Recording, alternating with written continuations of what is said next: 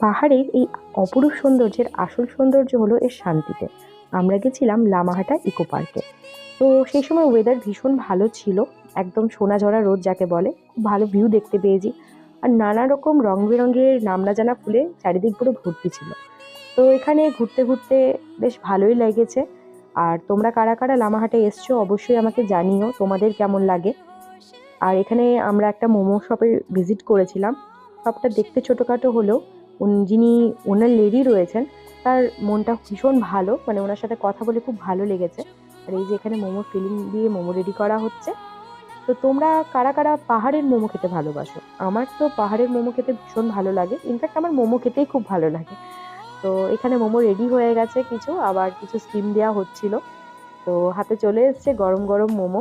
আর তোমাদের আমি ওনার লেডিকেও দেখাচ্ছি, উনি আমার ভিডিওতে এসেছিলেন। তো চলো দেখা হচ্ছে নেক্সট ভিডিওতে, টিল দেন পাশে থেকে।